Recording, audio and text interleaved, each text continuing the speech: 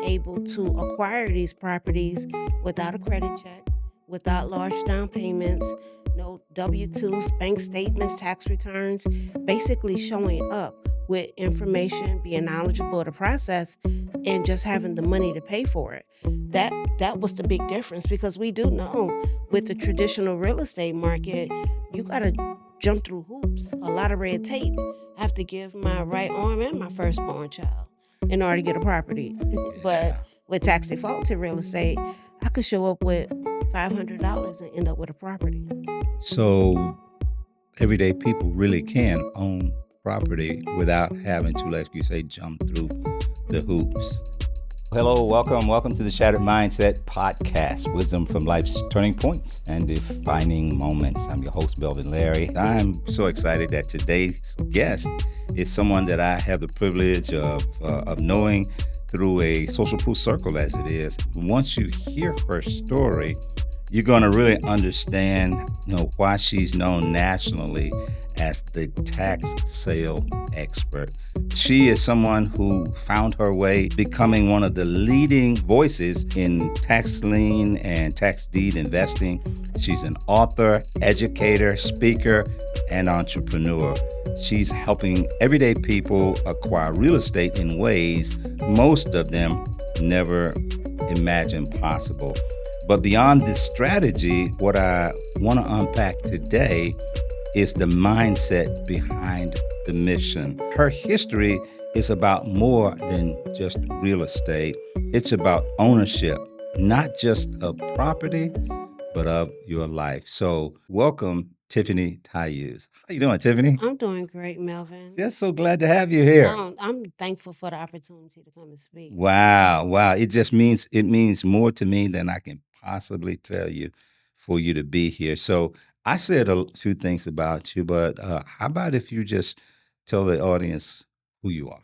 Of course, my name is Tiffany Tyuse, and I am the tax sale expert. I specialize in teaching and assisting individuals how to acquire real estate and make money through delinquent property taxes, which is tax defaulted real estate. Mhm. Wow. So at what point did you know that you wanted to do real estate? Mm. To be honest with you, Melvin, it's like just different parts of my life, different areas within my life. I just ran into real estate, Yeah. just from different events or situations that my life called about where I was faced with a real estate problem or a real estate opportunity, Hmm. but eventually I started listening to the universe, I guess. And then I just started to start paying attention and basically dive into real estate as a whole. But then once I started learning more about tax defaulted real estate, that was really my passion.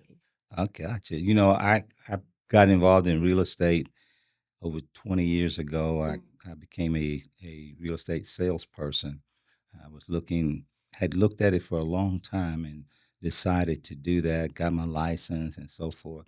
But you approach it from a different angle rather than just real estate sales. Hmm. Tell me a little bit about how you differentiated and how you Well, didn't get caught up in that, not caught up, but mhm. and didn't go in that particular direction. Well, Melvin, I did actually I went to real estate school, Mhm. and also wanted to be an appraiser. I went to school, and for the life of me, it did not make sense. I just couldn't grasp it because it's like the whole system behind the traditional real estate market, it conflicted with everything that I thought real estate was Mhm. just naturally. And so after going to real estate school, never took the exam because I couldn't grasp the work. Then I said, well, let me be an appraiser. All of that just didn't fit in what my particular purpose was, right? And so one time I was working with the state of Georgia, and one of my coworkers, they came to me and said, "Hey, Tiffany, they got some $100 houses in Detroit," and I was like, $100 houses. So I went to his cubicle and went to go look at it and everything, and lo and behold, there were houses for $100, $200, and ran on back to my cubicle and started researching. That's real, huh? That's not a fairy tale when you It's see that either. listen, it wasn't a fairy tale. So, at first, I was thinking, "This cannot be real." Everybody thinks that, Yeah, don't they? and so I was going through the listings, and, of course, there were agents that were attached to each of these properties, and so I said, "Well, let me start calling some of these agents that are attached to it," and they were extremely vague and not giving any real true information to me, and so I said, "Well, let me find somebody that looks like me." Mhm. And asked them some questions. And she broke everything down to me. And it wasn't tax defaulted real estate. It was just at that time, they were selling homes in Detroit for $100, $200, abandoned, neglected homes. And I purchased a good three of those properties. And that particular agent turned me on to tax defaulted real estate. And from that moment on, it's been nothing but tax liens, tax deeds, and OTCs. Okay, so that's great. I appreciate you sharing that. And but you talked about the real estate process because when you go to real estate school, it's you're just really going to become a lawyer, right? Mhm. Because it's all about law. Mhm. So tell me, what is it that made you feel like you could tackle this part of it? Um, uh, because most people would have just said, "Forget about all of that. I Mhm. don't want to do any of that. If I'm not going to do that part, it's just not for me." So they just kind of walk away from the whole process. Well, the reason why I decided to tackle the tax defaulted part of it because it actually clicked. It made sense to me because of the fact that I'm not passing the property off to someone else. I'm actually acquiring the asset myself, and being able to acquire these properties without a credit check, without large down payments, no W-2s, bank statements, tax returns, basically showing up with information, being knowledgeable of the process, and just having the money to pay for it. That was the big difference because we do know with the traditional real estate market, you gotta jump through hoops, a lot of red tape. I have to give my right arm and my firstborn child in order to get a property. But Yeah. with tax defaulted real estate, I could show up with $500 and end up with a property. So everyday people really can own property without having to, like you say, jump through the hoops. So that's an interesting process. Why do you think more people are not doing it? Because first and foremost, I think a lot of people feel that they don't believe it's real or they feel like it's a scam. Like, how can I make money and acquire a property because someone else didn't pay their property taxes? You know, I think a lot of people are uninformed when they do hear about it. Also, a lot of people who may have decided to actually start investing in tax liens and tax deeds and didn't have the proper education. And they feel like, oh, this isn't for me because I done lost $1,000 because they didn't understand the process. So it's multiple reasons why a lot of people are not involved in it. How do you help people to overcome the fear or concern that, well, if I go and get that, what happens if somebody comes back at it? Well, yeah, some people will come back to get their property because there are state statutes that are in place that allows the property owner to come back to claim their property. But if they do that, you still make money from that transaction. You Mhm. still the longer the as you're holding this particular property through the redemption period, the monies that you paid within that particular lien and or deed is still accruing interest Hmm. every single month or a one-time penalty. So it's not like you're losing, you're still winning even if you don't end up with the property. Wow. That's so interesting to know that. So Mhm. people just don't know that. So is that a part of your education process? Because you're tell me a little bit about that. Absolutely. It's scale your ownership community. And scale basically stands for start controlling assets, leveraging its equity. And a lot of people don't understand is the fact that when you're investing, part of my program is to teach you the difference between a tax lien and a tax deed. Because a lot of people think a lien and a deed is the same thing, and it isn't. Even investing in liens, you're able to make money from a property that it's not yours, that you didn't go to closing to get. You understand? You just parked your money into a tax lien and allow it to accrue interest for you every single month. 1.5% interest. There's some counties and states where you're getting 2 or 20 interest, 25% interest. Mm. So you're not even owning the property. You're just strategically parking your money into a lien that benefits you when the redemption period is over and you get your money back. So you have something called Myths Monday. Is that right? Myths, yeah, Myths Monday. Myths Yeah. Monday. Tax So sale Myths Monday, yeah. tax sale myths Monday. Tell me something, one of the myths that you have to put to the side a lot that just is so frustrating that so many people are throwing that myth out there. It's the myth that you have to have a lot of money to invest in tax liens and tax deeds. Understanding that in real estate, there's so many different lanes in real estate, but within the tax defaulted real estate lane, you can start with little as $50 or $100 investing in tax liens. You don't have to have $100,000, but understanding that this isn't a get rich quick type of situation that you're investing in. It's a long term investment. So if you park in that $50 into a lien and it's gaining interest every single month, you're going to get a return. It's not going to be as high of a return as someone who parked $10,000 into a tax lien and gaining interest every single month, but you're going to get a return. That's the whole part of it, is making your money make money for you. And a lot of people feel that, oh, if I have $100 or $500 or 1,000, I can't do it, but you can.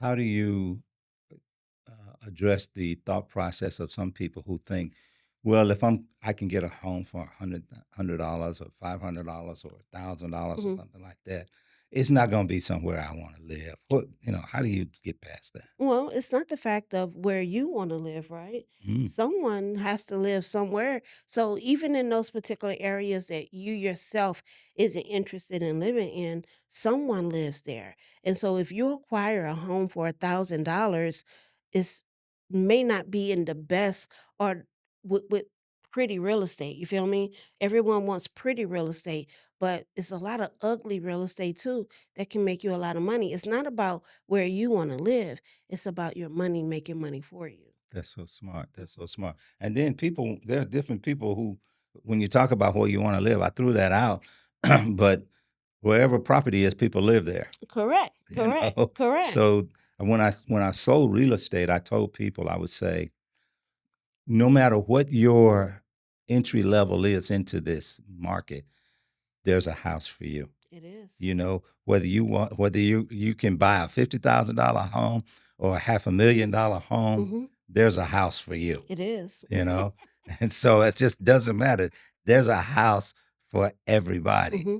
I appreciate that. Now, you wrote a number of books, Yeah. and I appreciate that. Maybe you can share some with that. I know you have one, 10 Ways to Save Your Home from Foreclosure, and then Scale Your Ownership. That seems to meet two different audiences. Of course it does.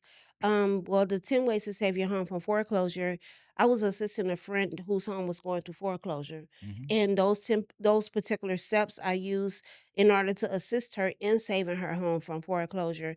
And I decided to put out a book for everyone to read or to have access to so that they can understand that you don't really have to lose your home. You just have to be educated as far as what are your options. And that's a lot of things. Uh, just with life period.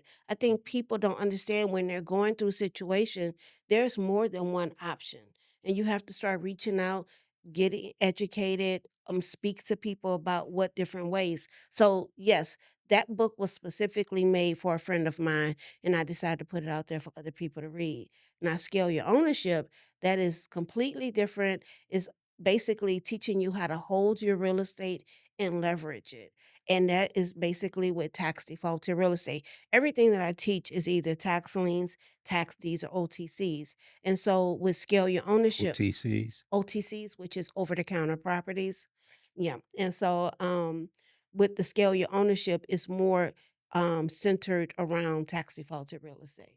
Okay, so and there's another short called Stop Emotional Bidding. Hmm. When has there been a time when you have felt like you got the wrong end of an emotional bid yourself? Of course. I was bidding against someone at an auction, and when you start going to these auctions, guys, you're gonna start seeing people on a regular. You know the regular people who got the big pockets and get most of the properties, and that's cool, right? So I found myself in a situation with one of the big wigs, right? And so I was like, I'm getting this property. And so he was like, he just waved it off like I could get it. That house is a pain in my behind Mm. just because of the fact I wanted to win it. You understand? And I'm emotionally getting involved in a property that I have no true attachment to whatsoever. And so I'm emotionally bidding because I'm bidding against someone who I know that's getting a lot of properties that's in my space, in my real estate space, and it's more of a competition thing. And when you operate in the space of bidding emotionally, you'll end up with properties like the one I have right now that I'm dealing with still today. And that was probably a good 10 years ago I bid against him for that property, and that property is still kicking my butt. Well, you got what you wanted. You wanted to beat I him, right? That was what you wanted. You got what you wanted, right? Hey, but see, At the and time. yeah, at the time, but see, also you understanding those mistakes help you build Yeah. that muscle of understanding what not to do the next time around, or not get caught up into emotional bidding. You feel me? So it's like, yeah, even though the house is a headache, it's one of my problem properties, Yeah. it still helped me understand not what not to do in the future. I would imagine that you having started doing this, and how long have you been doing this now? Mm, it's been quite some time. Um, it was '05 when You know, I was at the okay. state and I learned about the Detroit Wow, 20 properties. years then. Mhm, Wow. mhm. That's a career. Yeah. So I imagine it's been a transition from this sounds like a good idea. This looks like something I could do. Mhm. Then you maybe get to the place of chasing income and then go to the place of building ownership and Mhm. wealth and all that. Tell me about that metamorphosis or transition for you. From just basically playing around with it to This is a making good it. idea for me. Yeah. Hey, this is a good idea. Listen, sometimes you're just doing it just to really prove it to yourself. You understand? Because I stumbled and fumbled along the way for a good little minute. Yeah. What does stumble and fumble mean to Is you? is stumbling and fumbling is really not having no true direction myself, Mhm. because no one taught me how to do this. I taught myself. I did a lot of research and I did a lot of reading. I was asking a lot of questions. I was popping up at tax sales, figuring out which tax sale was the best one for me because every state is different, to the point where I was catching megabus to go to tax sales. Mm-mm. And this back in the day when megabus was putting you off in the middle of the night on some random corner. They don't even D have Megabus do anymore, you do they? hear me? Megabus, wow, that's reaching out there. Just to go to a tax. You Wow. understand? So, it's like that's what I mean, stumbling and fumbling, trying to Mhm. figure it out. And then also your people that's around you, you're telling them about this particular, tax liens and tax deeds, and it was like even my mom was like, "Tiffany, I don't think that really works and stuff." And so when I got my first property, she was more excited than me. It's like she couldn't even believe it, like, "Oh my God." But those things, the stumbling and fumbling along the way is not only me proving it to myself, but the people that's in my circle seeing it as well. Yeah, yeah. They're seeing it, and that keeps the battery going in my back as well, because now I'm showing different people how to do this and what this actually is, Mhm. because we're living in neighborhoods where we got a lot of land that's been there for 10 years, and it's just been there, and it's an opportunity that you can acquire that property and make money from it, or acquire it and build your own home there. You feel me? It's like there's so many options that's available to us, but we don't have a clue about it. And that's why I went from fumbling and learning and doing it on my own to understanding that I have to teach other people. I can't get all the real estate myself, right? Yeah. And so I want to teach the people around me that there's other opportunities other than what we've been taught. You know, as an entrepreneur yourself, and I think it's something for you to step out into entrepreneurship like that. And so often we have the people who are closest to us, the people who say, "Get a real job," and and things of that sort that become your biggest cheerleaders after you find some success. But see, Melvin, I do have a real job. I have a job too, in addition to tax defaulted real estate. And that's the thing. A lot of people feel that they can't do both, and you can. You can hold a job and actually invest in real estate. Your job, honestly, is your number one investor. That is like your silent business partner, Mm, because the funds that you're using to invest in tax liens and tax deeds is coming from the sweat equity you put in at your job, right? They're paying you for your sweat equity at work. So you take those funds and invest it in tax liens and tax deeds in order to make more money for you. wow, that's so good. So tell me about a limiting belief that I don't know, maybe it's about real estate, about wealth, about ownership that you held yourself for a long time and you found your way of somehow changing that limiting belief. Honestly, Melvin, I'm not wired like that. Awesome. You know, well, if I feel I can do something, I'm gonna do it. You feel me? As far as just with life, any challenges that I have, I was taught as a child. It's like, if I express that something bothered me or I didn't want to do something, my parents made that the main focus of something that I have to do now. Mm, You understand? So you're going to conquer whatever fear that is, or like you said, limiting belief that it's not going to be limited, or it's not going to be a fear any longer. But they're going to like drill it out of me, you yeah. know? So now that you mentioned that, tell me about 5, 7-year-old Tiffany and Mm, who she was and how that little girl became who you are now. that's interesting, Melvin, because I'm I'm just I was a little girl in New Orleans, from New Orleans, Louisiana. I grew up on crawfish, Mardi Gras, king cakes, and all the culture that encompasses New Orleans, right? But as a child, my parents, I grew up with both my parents. They've been together since they were 15 years old. You understand? And so it's like they instilled in me to go after whatever it is that you want. My mom, she's a professor, and she used to always tell me that out of all her kids, I don't know if she told y'all, if y'all listening, my siblings, but out of all her kids, she said that I was the smartest one. And she used to tell me that she think I'm a genius. You feel me? So when I told her I didn't want to go to college, she was shocked and she couldn't believe it, you know? But and she told me there was one thing about me that really bothered her. Whatever someone else is doing, that Tiffany is always gonna do the opposite, even as a child. Mm, That I did the complete opposite. If everyone is going left, Tiffany gonna go right. If the crowd is going over here, Tiffany gonna ask, why are they everybody going over there?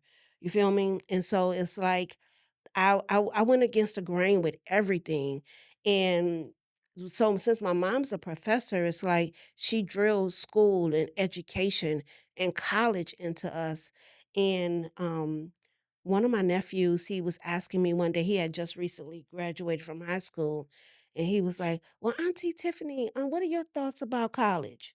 And my mom was like, don't ask her. She's the exception to the rule." And I said, I'm happy you know that. see, That I'm the exception to the rule. see. You understand? And so it's like and that's how I think tax liens and tax deeds have become my passion, because it is the exception to the rule of Okay. what traditional real estate is. And I'm not trying to get real estate to sell it for a profit. I'm trying to be I'm building wealth. I'm actually leaving a legacy, and that requires me to hold on to my assets and pass it down for generations, because we live in an economy, we living in a world right now that, Melvin, we sell everything we get, right? Yep. The moment we're gonna get a lot of land, what we looking for, a seller? Yep. We getting our buyers list together. You understand? We don't That's understand the word hold. yeah, exactly. Why get your buyers list together? Instead, position yourself to be the buyer. You understand? It's like we have to hold on to assets or we're gonna continue to see the same thing over and over again. So I am the exception to the rule. So yeah, to answer to the question, if your mom thought you were a genius, she was wondering about college. Like the answer is like, if I'm a genius, I don't have to go to college anyway, right? Yeah. What am I going to I'm gonna go to college for. I'm already a Right. And genius. then you You just said said so. that. You just told my nephew I'm the exception to the rule, right? Yeah. That's right. You finally got it. That's right. Of course, you're from New Orleans, and you know you couldn't say that to your mama, right? I couldn't, but she had to get it for herself. Yeah, to get thank goodness she got it for herself, right? Yeah, we can't say things that mama did. Right. They can say these Mm-mm, days. mm-mm. Not a chance. Tell me what the hardest part is about what you do now. Not the tactics, but the emotional, psychological part of dealing with that, the educational part of Listen, yeah. for to people and all of those things. Well, the one of my most hardest part right now is getting people to change their mindset about real estate, period. Just understanding that we were not taught to actually acquire real estate to hold it, acquire assets. We were taught to spend. We were taught to be consumers. We were taught to chase cash, and when people join my community, it's like I'm trying to break down those barriers of I'm just trying to buy something real quick and flip it for I want to raise my capital. I hear that a lot, Mhm. and a lot of people are selling real estate now or 5 years ago that wish they had the real estate today. They wish they had that same property. And it's like that's one of the hardest things is to get people to understand that. And sometimes, Melvin, it can be draining. Yeah. It can be extremely draining because n not only am I teaching a community, I'm buying real estate myself. Mm. I still purchase real estate. I'm looking at real estate right now that I wanna purchase, in addition to holding a 9 to 5 job, Mhm. as well as other ventures that I have going on in my life that people don't even know about, Yeah. that I don't even discuss? So it's like, it can be draining, but there are some people that I am rewarded with, or I see that they get it and they understand it. And it's a lot of people that I've helped along the way with tax defaulted real estate and understanding today that I need to hold on to what I have.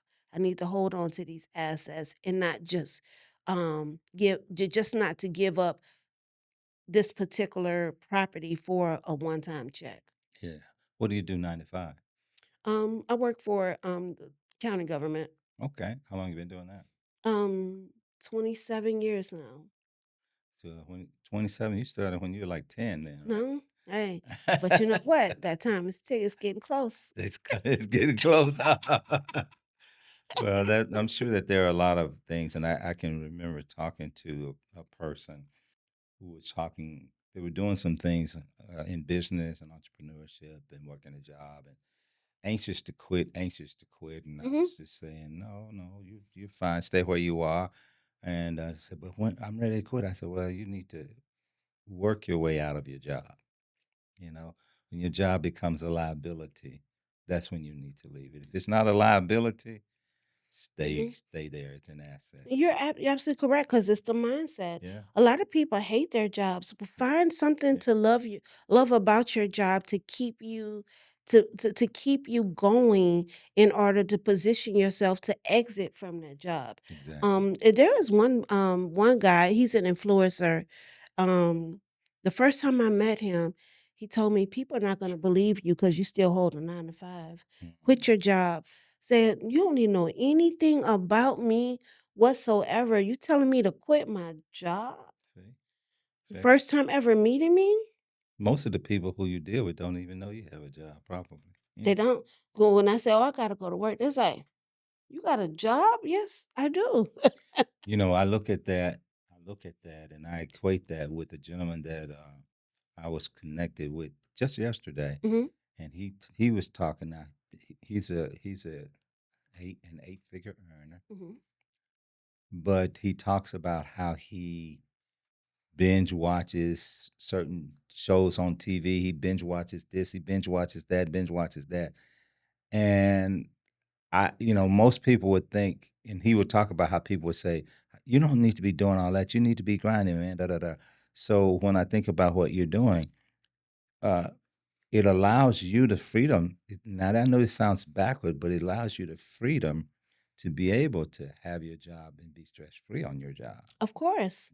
Of Just like it course. allowed him to be stress free to binge watch something because his financial situation is such that Mhm. he's free to do that. And I can see how that could be the same way on a job. It's a difference being on a job when you have to and because you choose to. Correct. Absolutely. Yeah, Absolutely.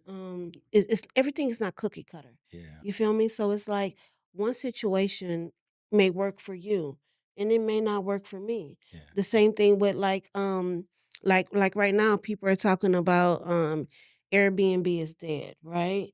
No, it's the way that you're doing Airbnb that's dead. mm, There's so many different ways to do Airbnb, and I think sometimes people just hear the information and, "Oh, I don't wanna get an Airbnb no more." Start taking the time to understand exactly what's going on or what's being said and ask questions, yeah, you yeah. know? You're obviously busy because you own property in multiple states, Mhm, right? Operating in multiple states, you're buying property, you're helping people, you're educating mhm. people about money and about wealth, and that's a lot of responsibility that comes with all of that. Tell me about a situation where maybe a student or a client themselves made a bad decision, and it was obviously an emotional situation for them or psychological. What about for you? Well, for me, it's like, I try to make sure that especially with individuals in my community, they know that they can reach out to me at any time for anything regarding any particular piece of property before they actually purchase their property. Now, even though we do tax lien, tax deeds, I also assist in other aspects of real estate as well. Because of the fact when you're running into tax defaulted real estate, you run into completely different issues as well, where individuals may just want to sell their home, Hmm. But as far as any of my people having made mistakes with purchasing real estate, I always make sure that they understand the mistakes that were made and staying connected. A lot of the times people make mistakes is because they're not staying connected with me. You understand? It's like they're just making decisions off of things that someone else may have told them over there about this particular property. It doesn't affect me in a way because I know that I've done everything in my power to make sure that my mentees and my friends or people within my circle are well informed. But I just make sure that they recognize their mistake within that equation and being able to provide a solution to that mistake that they have. Tell me about a setback that you had that you think really helped to shape where you are. That property I talked about earlier today. Yeah, That one property from that the one that emotional bidding. yeah, Mhm. From the that you emotional bit. won. Yeah, I won, but did I win? That's right. How did it shape you? It shaped me because of the fact that I can't just always just jump on something just because it looks good and because it sounds good and because somebody else wants it.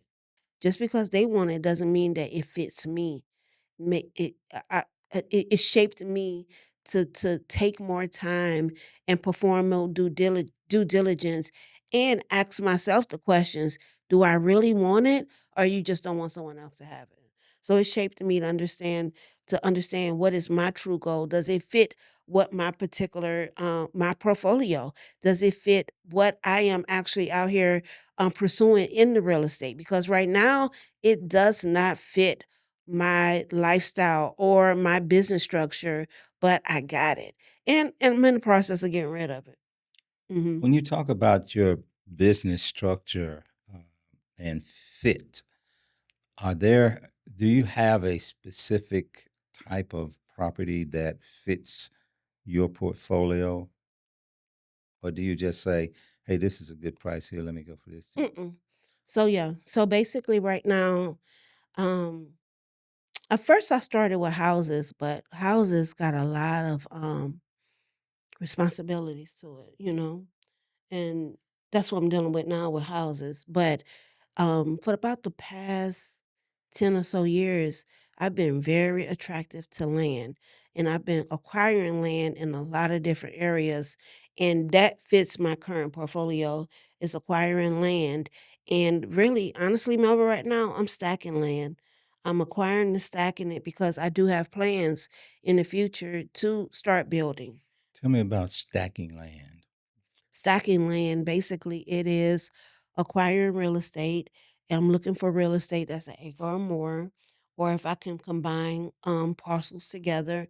It's like understanding when you're purchasing a land, if you have a lot of land, you're not just getting this one random piece of land and that's it. You want land that's adjacent to each other. You want to acquire as much of it as you can. Now I'm holding these properties. And while I'm holding these properties, I'm positioning myself as well so that once I am ready to start building, I have positioned myself to be able to put these particular structures in these areas in anticipation to what the actual area was coming to the area, Mm. the growth that's going on in the area from their 5 to 10 year plans that they have in place. So I'm stacking every piece of real estate. I'm paying the taxes on these properties. You understand? I haven't taken out any loans to acquire these properties, and understanding that land is a whole lot cheaper than um, a house, having the structure. So, are you acquiring this property, this land, through the same process that the houses? I mean, finding land Yeah, that you can go to bids for and bid for that the yeah. same way? I'm acquiring it through tax sales, but also there's states and counties that have land banks, which are the OTCs, Mm-hmm. that you're able to put an application in, and they tell you how much it is, and I give them the money, and they give me the deed or the land patent to the property. People just don't know this stuff. Mm-hmm. They just don't know this stuff. Yeah. And real estate agents don't know this stuff. Mm-hmm. I know. Interestingly enough, now you have your Monday Myths program. Mm-hmm.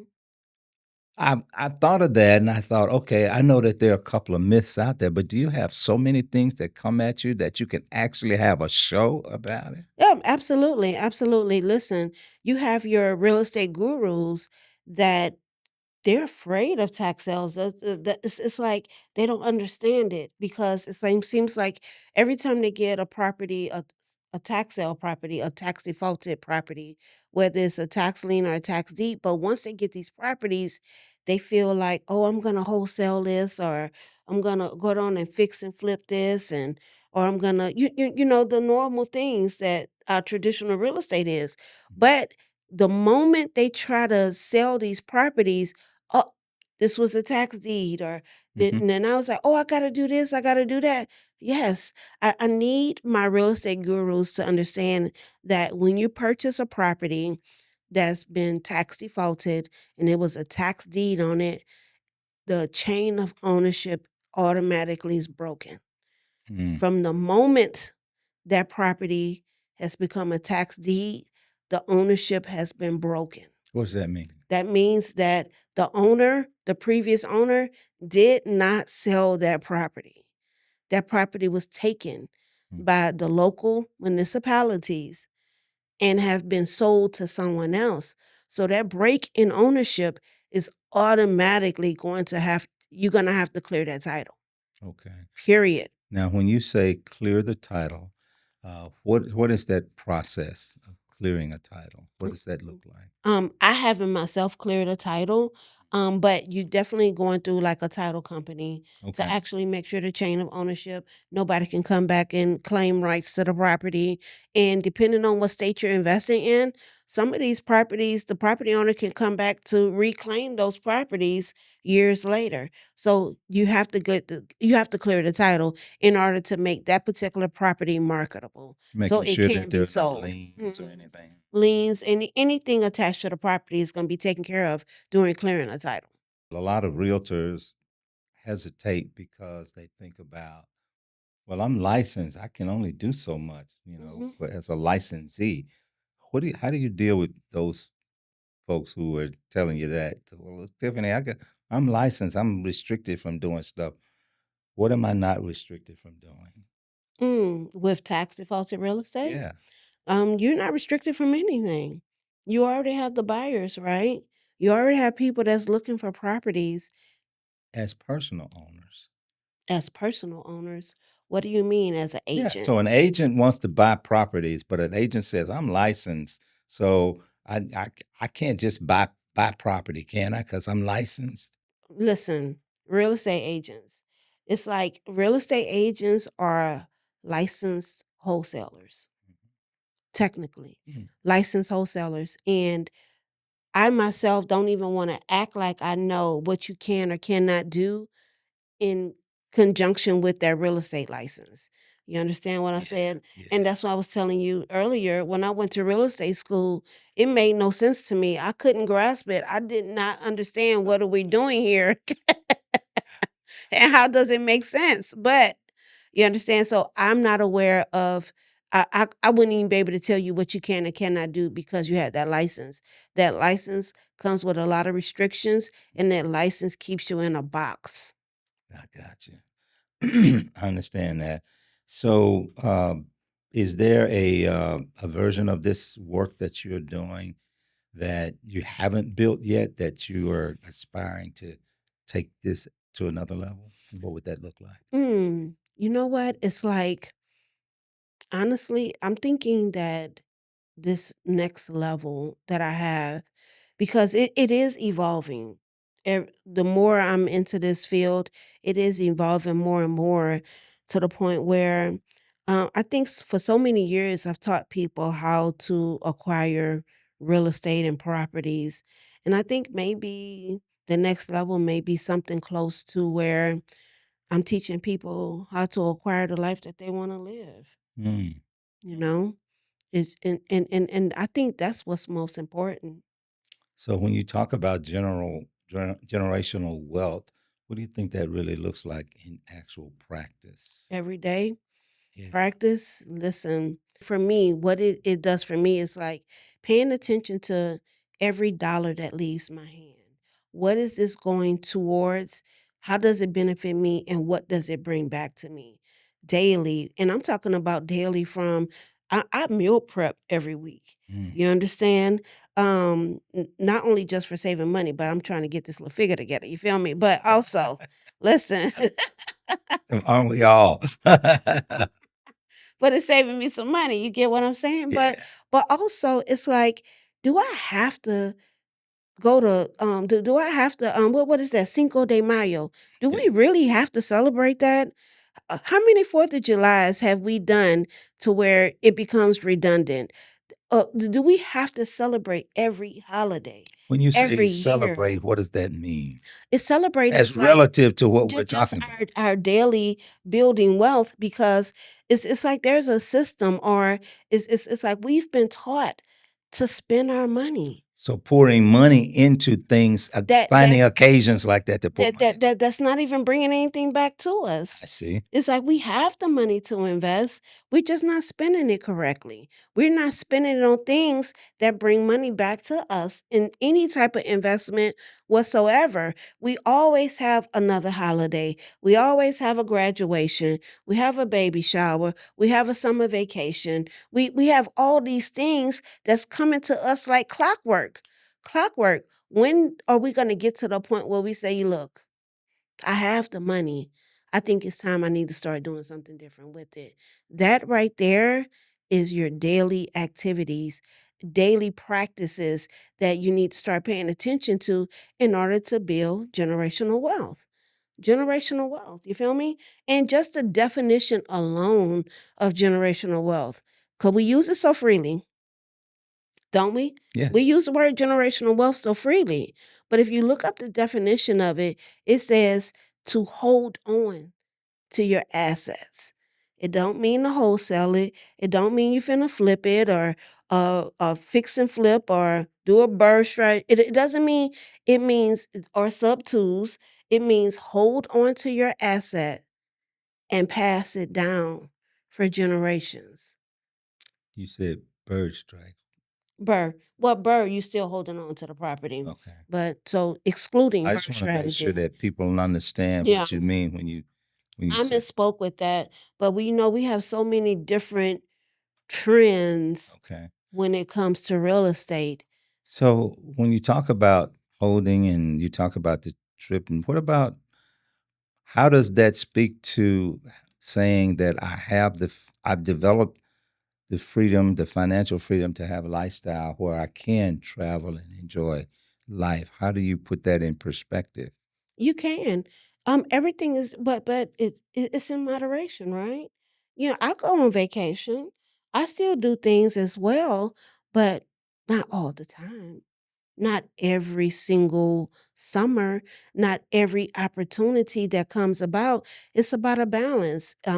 It's like, okay, I can go out with you guys this weekend and have a good time, but I can't go out with y'all next weekend too. Nor Mhm. probably the weekend after that neither.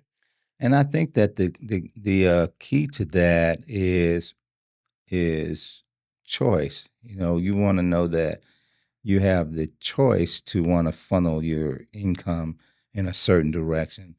And there's a difference between having a choice and having a restriction Yeah. in your income. Because if you're saying, I'm going to go with you this weekend, but I'm not going to go with you next weekend because of choice rather than because I can't afford to do that. And there's a big difference in that. Yeah. Some people, I think everyone do have a choice. Yeah.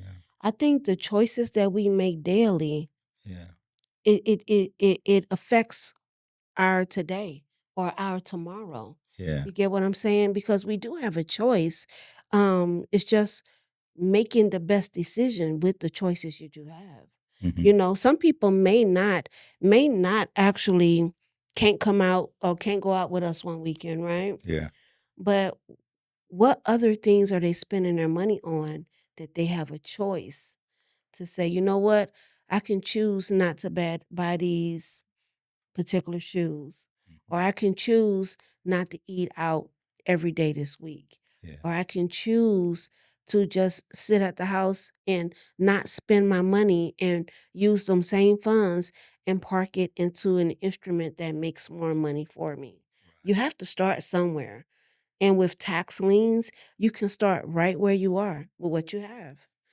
If somebody is, watching or listening right now and they've been maybe sitting on an idea, a goal, or a next step, and they're just waiting for the right moment, the right amount of money, the right sign, what do you say to that person? Well, guys, we hear it all the time. There is never a right moment or right waiting for the right time.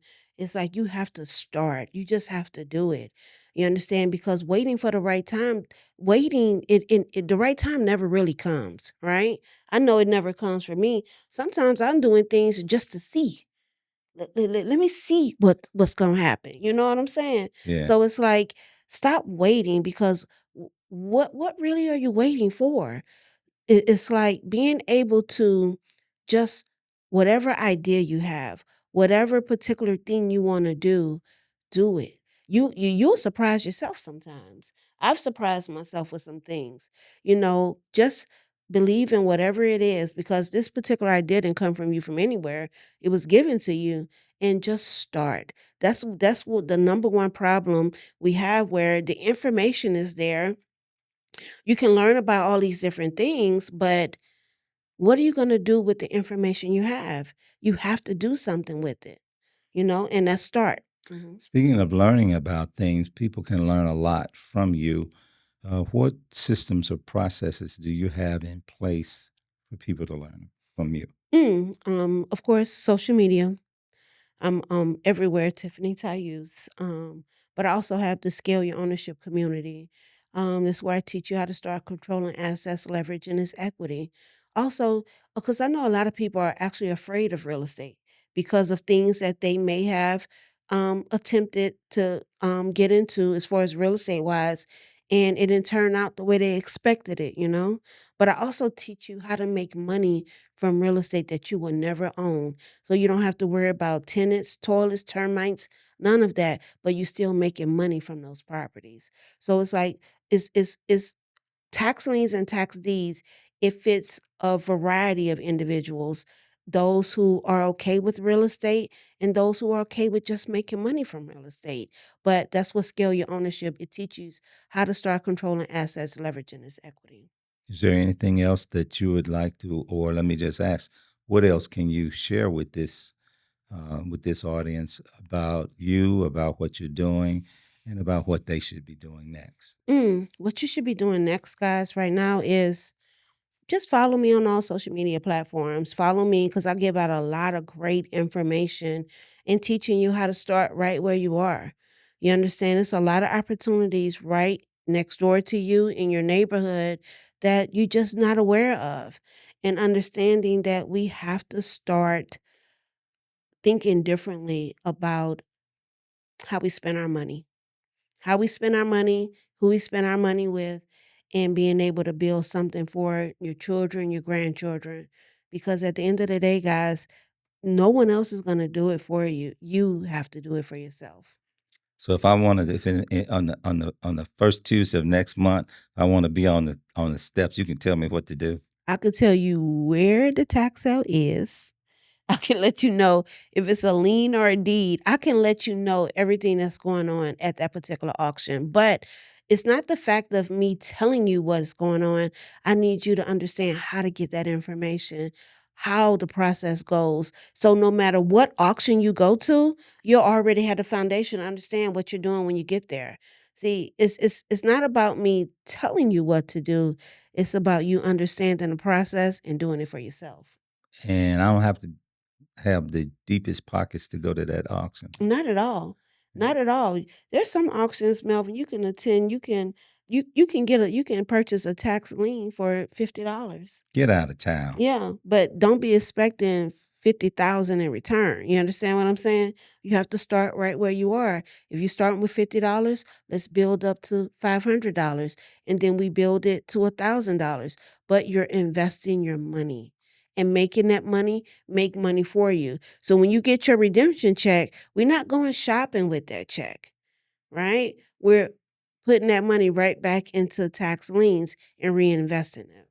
Anything else that you think that you want to share? Feel free to share. Other than the fact, guys, I'm just blessed for the opportunity to be able to sit here with Melvin and tell him what it is that I do and just share it with your audience as well, letting them know that the opportunities are right there around you guys.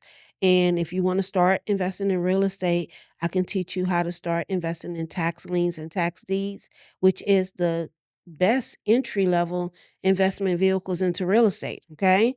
But I also teach you to start right where you are with what you currently have. That's so good. I appreciate you sharing that. Oh, you're welcome. Welcome. Well, listen, I'm excited about that. I've learned some things myself, and you've been a total benefit um, to this podcast today. And so, with that, listen, we're going to wrap it up. And until next time, keep adapting, keep adjusting, keep reaching for those new horizons. We'll see you the next time on the Shattered Mindset podcast. Thanks to Tiffany Tyuse for being our guest. Take care, take charge. God bless.